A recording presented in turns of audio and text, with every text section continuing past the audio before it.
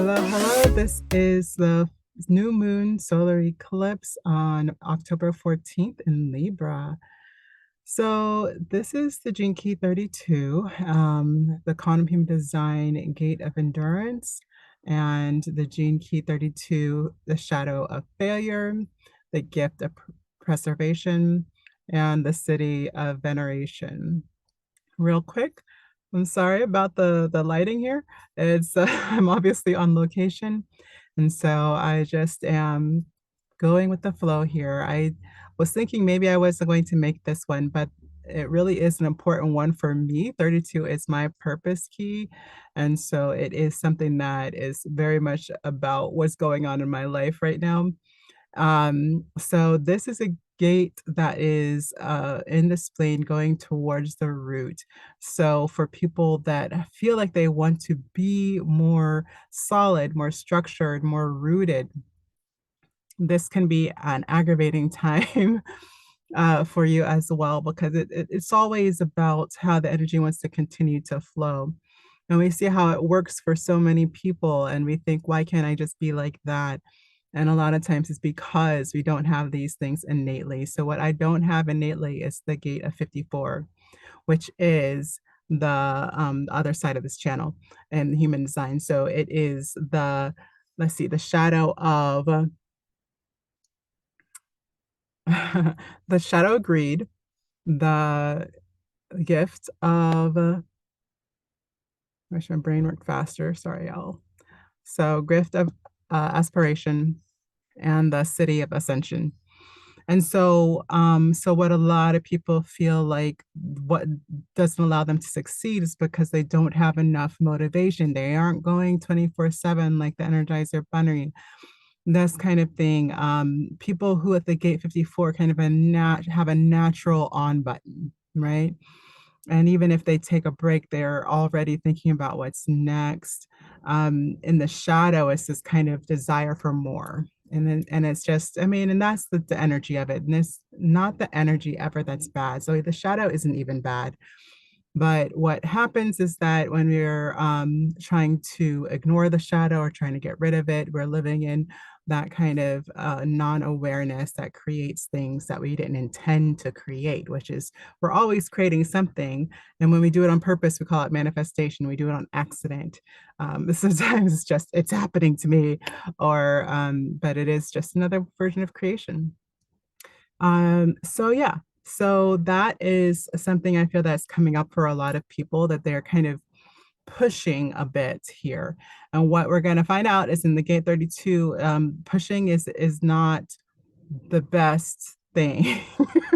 Pushing is not the best thing. So what I learned in my life and my experience of shifting into my own understanding, my own beingness, my own showing up in my energy and who I am, is that essentially that if I push too hard, that I'm going to shift right into that failure piece. So 32 and that shadow is failure. And failure is essentially not getting the result that you planned on having, right? Not meeting the intentions that you expected. And it's always been a big thing in my life. It's one of the reasons I tried so hard when I was young, so I feel the perfectionists out there. I get it. And at the same time, I also know that life has proven to me that it's not the best way to be, right? It's just that, and for some people, yeah, like obviously, like in that desire for that expenditure, that connection to the 54 makes you want to be like those people that when they push, they get more out of life, right? And so it's just always a good learning lesson to understand that we're all made up a little bit differently, that aspiration, the gift, so the aspiration of aspiring to better things, aspiring for the full realization of what is available to you, that in the gift looks different for people who don't innately have this energy. And so we have to start defining or divining our own way of getting there, right? And so for me, it looks a little bit like this. It looks about like doing things to the best of my ability, but still in alignment with what wants to happen. So I could have said, oh, I'll just not do this at all because it was, weird timing, weird days. And I could have said, oh, I want to do it, but I guess I'm going to fail at not getting it done. Right. Or I can do a version of compromise. Right. So my version of aspiration is like showing up to the best of my ability. I think I said that already. It's interesting how it keeps coming back to the same thing, but that's how my mind works too. That's why I love to do these things because they're connections to understanding, right? So spleen to root, this is our understanding of allowing our instincts to direct our rootedness or to our instincts to allow us to be more certain. And so a lot of people believe that you can't, that there's a lot of like kind of studies about intuition and doing things instinctually. And they round up a bunch of random people and they give them the odds and they're always falling short of the odds. Why? Well, it's because intuition is not always true, not necessarily aligned intuition is always true, but like what happens is that a lot of times you're living out of the fear. And like I said, the shadow of 32 is the fear of failure.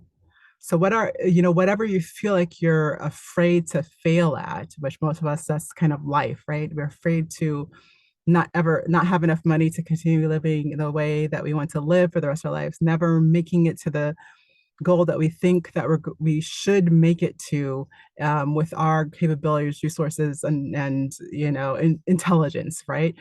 So whatever that fear is, if we're moving instinctually from fear, then it tends to either manifest in failure or it just leads us astray, right? Because we're just doing things out of avoidance, and unfortunately, this is how most people live, and it causes us to run these same patterns and actually experience the same failures. It looks like failure at the top, but really what it's trying to do is to redirect us to the right way, to the way that works, right? So it's like, okay, if you keep doing it this way, then you're going to, it's not going to work this way, right?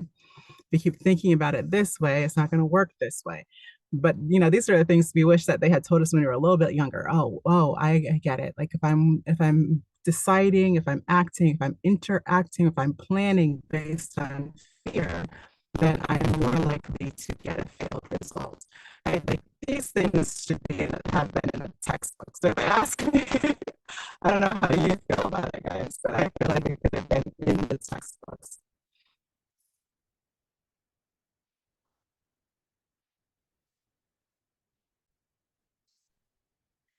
It's also in the ring of illusion. So we can really kind of fake ourselves out here. The programming partner is gate 42, which is essentially expectation. What is that? Expectation. And then the city is the celebration.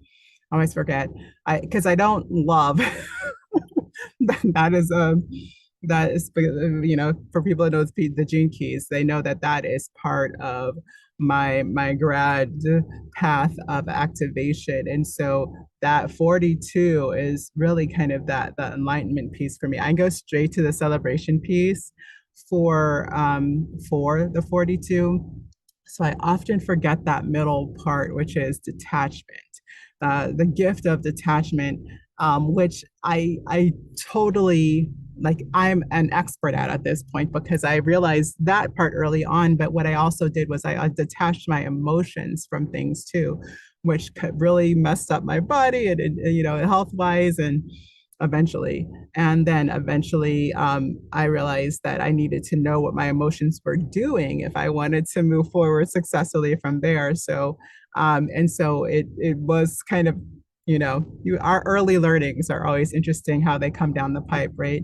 And then when I realized, oh, I can't just not want it anymore because that's kind of the way I do it is I say, oh, I don't even want it anymore. And never mind. I didn't even want that to happen anyway. Right? Or I just decide I want to do something else, I ignore the whole thing, right? And so that wasn't the healthy way to interact, right? Like if I, because I basically was fooling myself into thinking I didn't want what I wanted. Now, it just made me pursue a lot of things I didn't want and then get just kind of disoriented and mad with life because now I'm only looking for things that I think I can actually do. Then that box gets smaller and smaller as you go. It doesn't get wider and wider, right?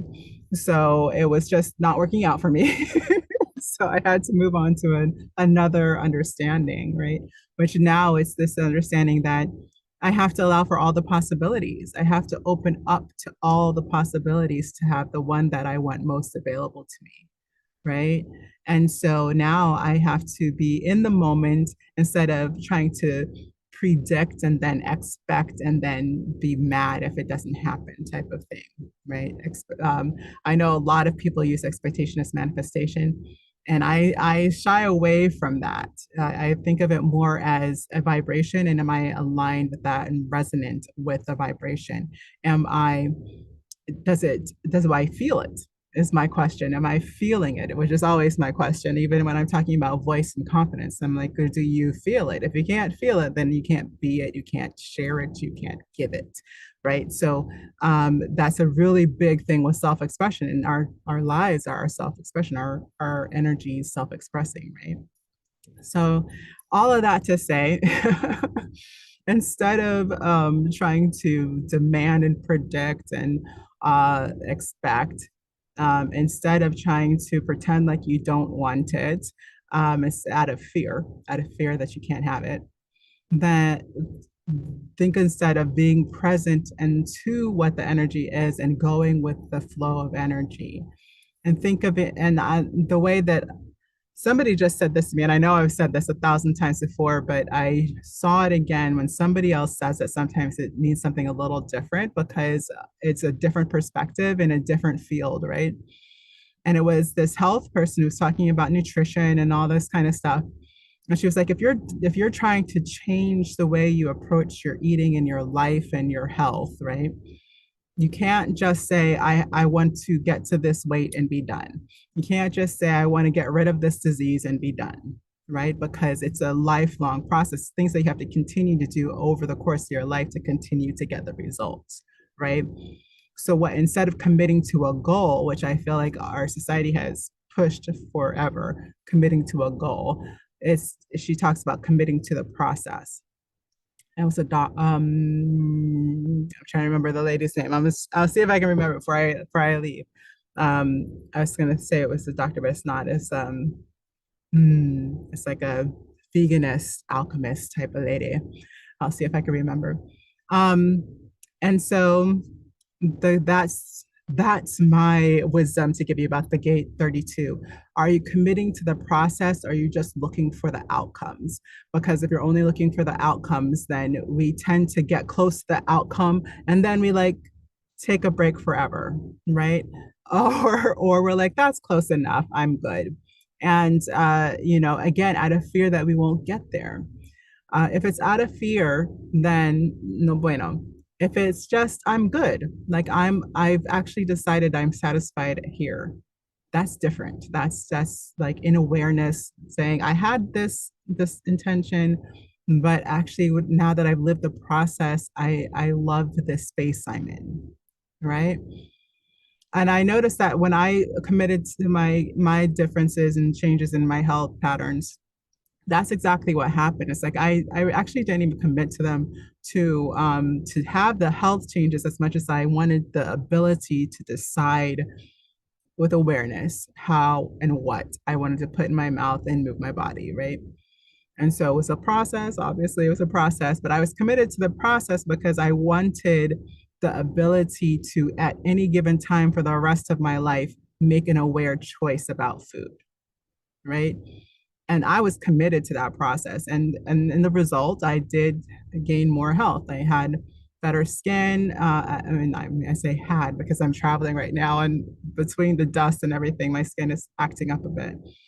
Um, I had that, and I had my greater uh, mm, decision making. I had just making better decisions, right? And I could have said, "Well, I'm good. I'm done." If I if I had a weight goal, I had way surpassed that. I'm smaller than I ever thought I would be. And I actually smaller than I ever thought was cute. So it's kind of like it was so almost a little like counterproductive in that regard. But it's but I'm also committed to the process. I'm committed to the process of the health that I'm choosing, right? And so even if it makes me look a little different than I thought I'd look, I'm committed to it anyway. So even, so even when you get different results than you were actually expecting, you're just like, okay, but the process is still the process that I want to live, right? And I think it's so important to know if you're committed to the process. A lot of us don't know. They don't even know there is a process, and then they don't commit to it if there is, you know? We feel like we just want to get to point B, point B, point B, point B. Yeah. So that's kind of my little wisdom I wanted to share with that. As far as content, what are ways we can look at this energy as regards to our content for helping us move into spaces with clients that we want to be working with? And I think this one is, I mean, maybe it's not. It took me a minute actually. So, but it is a little obvious. Like the process is the journey, right? And we have heard this a lot of marketing is like, what does the journey look like? What will it look like for me to live my process with you? So I know what I am like now, but I don't believe like even when I went into the health changes, I didn't really believe it was going to change the way I looked that much, right? Like I was already pretty healthy. I was already doing a lot of things healthfully. So I didn't really think it was going to change that much about my physique. And and again, so it was what I'm looking for was the journey. What is it going to be like when I realize that I don't have to make this choice? That it's not just, don't have to try everything on the menu at the buffet, right? Um, so when you realize that, then you're like, oh, but they told me that in the process that you will look at things that you think you can't pass up, and you'll be passing them, and it won't even cross your mind to pick it up. And that's what started happening. And I was like, oh my gosh, it's happening. This process is creating this journey, right? And I recognize the journey. This is the journey they promised me, right? So this is a way to, again, to invite people into the process. When I invite people to voice process, I talk about it as a method. I talk about it as a process. And I ask people to commit to the process. Even in my one-on-ones, I give more discounts if you're going to live the practice of the process with me for longer, because that means that you're committed to the process, right? And what it takes to get the results of vocal confidence over like completely and over time is to commit to the process. And that's what I knew from the beginning, right? And so that's what we want to bring people into awareness to. Okay, you're not going to just do one breath exercise and be in state and it's over. This is voice, it's a flow. It's going to need to continue to happen so the vibrations can continue to feed back to the body and to build your understanding of what it means to be aligned and in resonance, right? You can't do that from one time of the practice, right? You have to, it's going to take some time, right?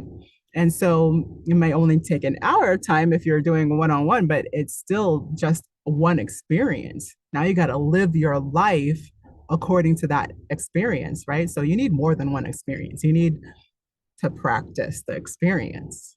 And that's true for anything you want to manifest. This is why it's so important to know your creative process. Anyways, I'm getting into this whole thing because that's why I teach voice. It's not just so that you can sing pretty, it's so that you can know the process of your creative manifestation, right? So you can create what you want to create instead of creating things on accident. Oops, I made something else. Oh, I didn't mean that. Okay, right?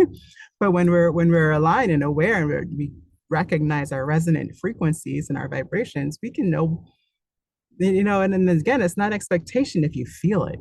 Feeling it is like, is just, oh, this wheel is here, so I touched it, right? Like, but if you are trying to like build something up in your mind, which is what a lot of people teach, visioning and without the other senses, you know now that You need all of those senses involved if you're going to be visioning in that way.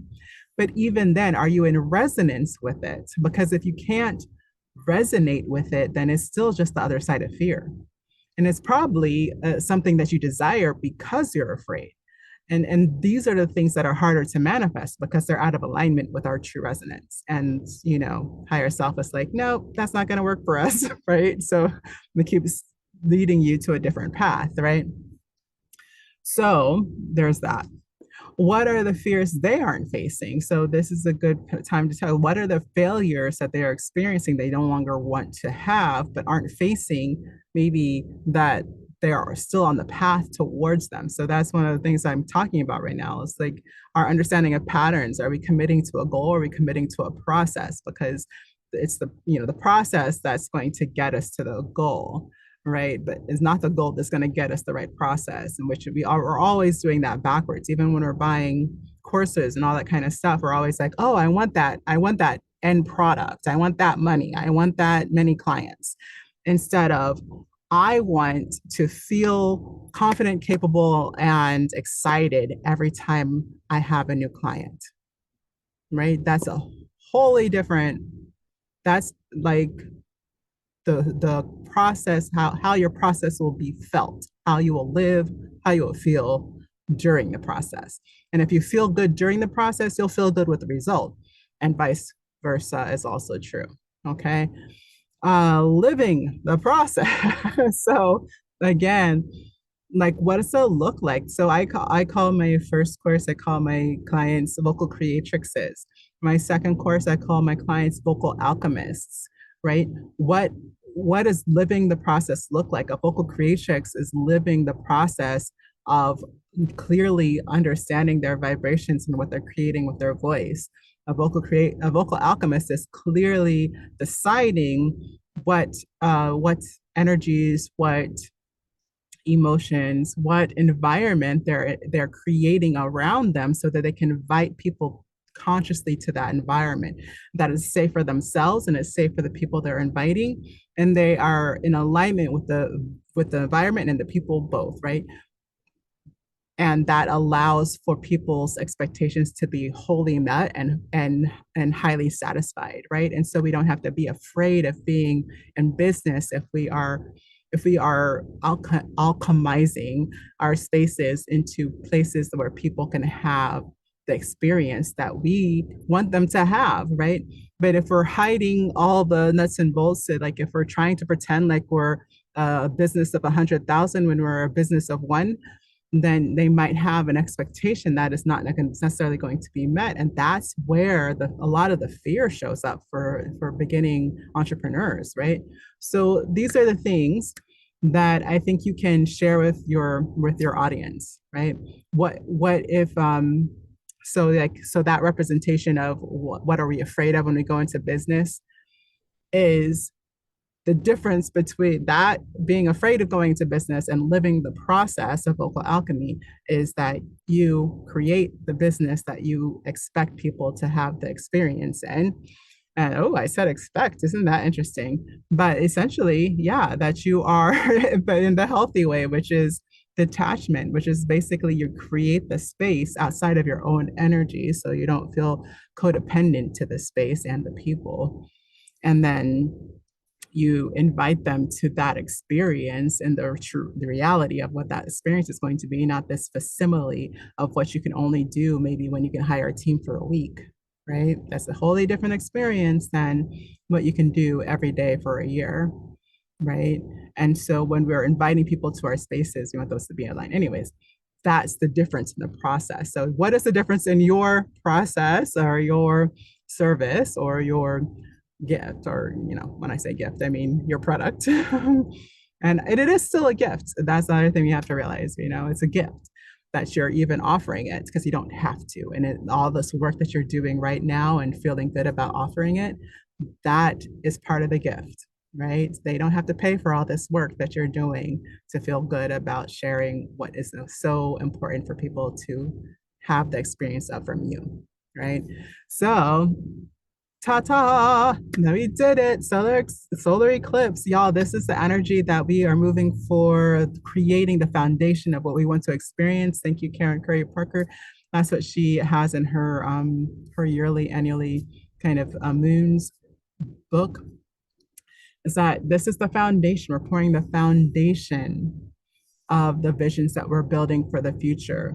We're going to construct the foundation of the dreams. And the foundation is essentially what is the bottom line? What is the bottom line about what is going to, why you're doing this in the first place, what it's going to do for the people that experience it, and how it's going to change the world. If you are one of those people that are trying to change the world and you have a vision of how the world will look different when they know what you know, then you probably would love to come to my Voicing Your Vision Summit. It is going to be in November. You might as well go ahead and sign up because you know you want to come. And I hope to see you there. Okay. I will put the link below and I will talk to you guys later. Thank you so much for coming by. I appreciate you being here. And if I don't see you in chat on YouTube, then I'd love to see you at one of my events. Check my links in the comments.